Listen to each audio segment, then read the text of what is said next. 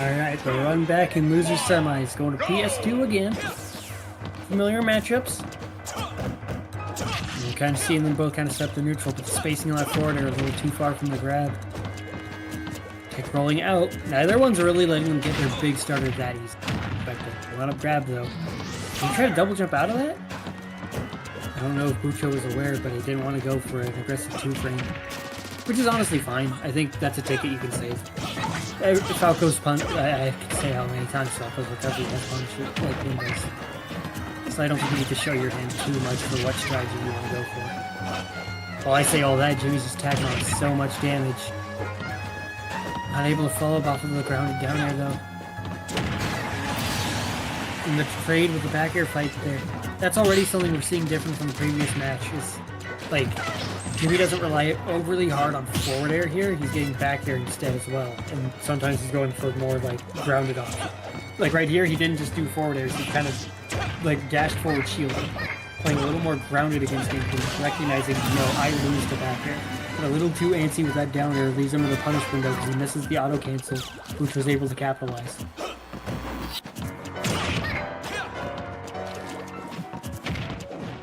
Fading back. Gets the follow-up though. Up there.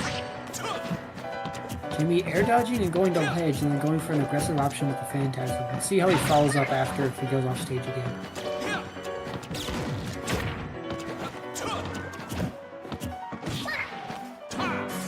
Jimmy's been doing a lot of these tomahawks too. These either like jumping and barely landing up airs or empty lands into like grabs or up tilts.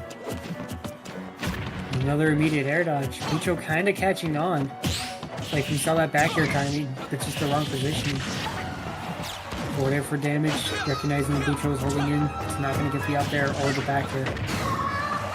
But this time able to get the up air in place. A little too high of a percent for back air, but perfect space for up air. That high of a percent, I think even with better DI, that would have been it.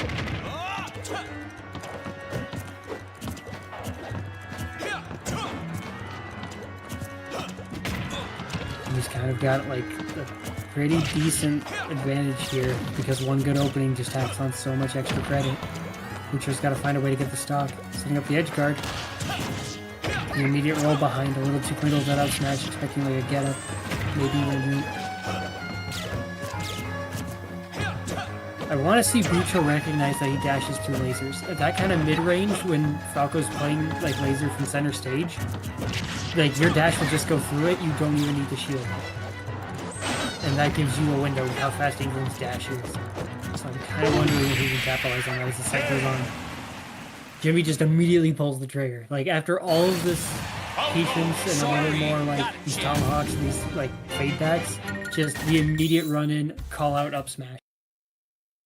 Save the big call out for right when you need it. And for the stock that takes the game, heck yeah, let's go with it. Map change.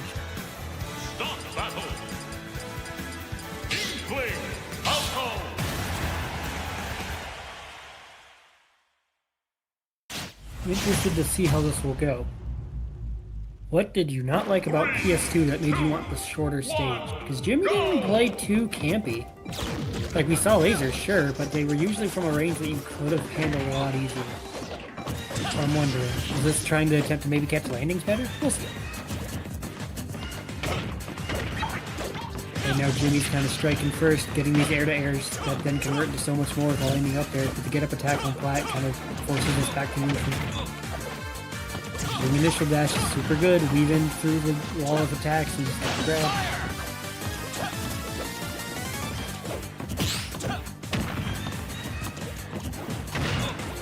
Immediate dash grab too. Bucho's grabs have been really strong.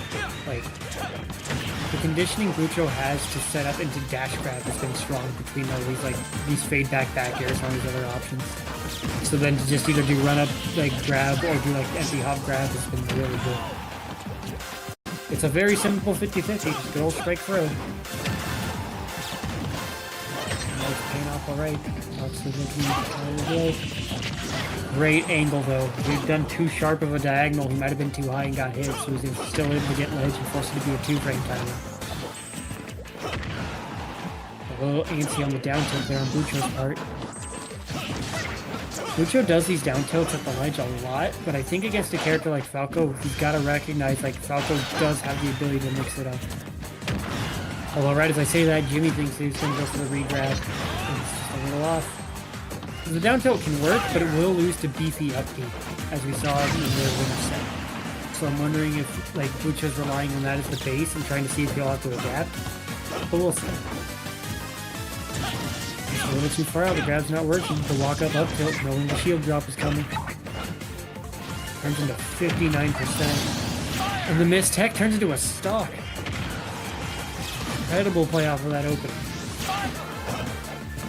Yeah, we see Bucho hold shield there. He's kind of expecting the mix. That's the issue with this kind of play, though, is when you're down like that and you think your opponent's going to swing, you can't really afford to shield. Like, that's not winning you the game state. If you have that kind of read, you got to act on it in a way that gives you a little more payoff. We're seeing right now that payoff goes straight to Jimmy. From what was a way closer game one, is now a free stock on the counter pick stage game two.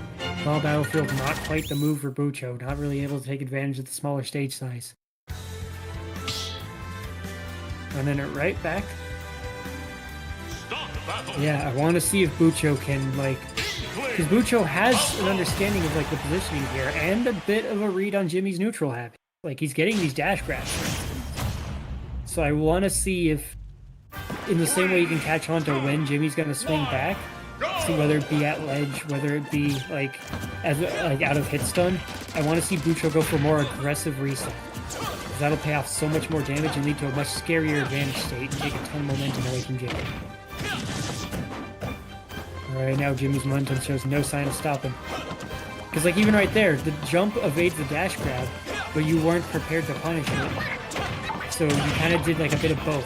Like, Bucho didn't go straight to center stage. Bucho jumped over and then tried to fastball back. Like, that's doing, like, a will I won't die kind of deal. You gotta, like, recognize, like, no, I should either go for the option expecting it to land, or go, I don't have the read, retreat to safety. Being wishy-washy will lead to you just either making your own openings or just, like, not being as clean as you need to be. And Jimmy will take full advantage of that.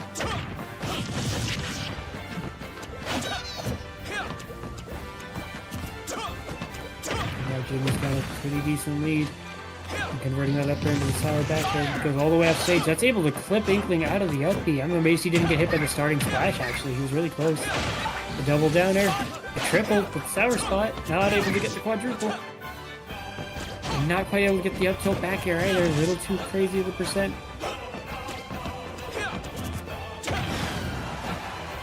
Right now, Bucho just can't find a way back. And the jump from ledge gets called out immediately. Jimmy's kind of got a read on Bucho's positioning. Can he convert off this stage here? Okay. This is the second one now. Bucho needs to close up the stock fast to stop the bleeding, but these aggressive phantasms have kind of been his kryptonite.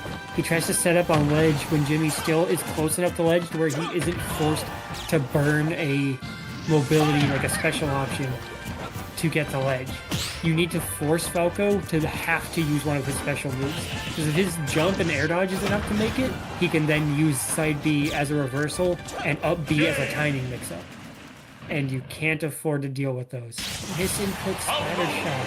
Had enough already? Definitely not what he wanted, and definitely not the way you want to end out that loser's semis. 3-0 for Jimmy Chonga to run it with Woody. Another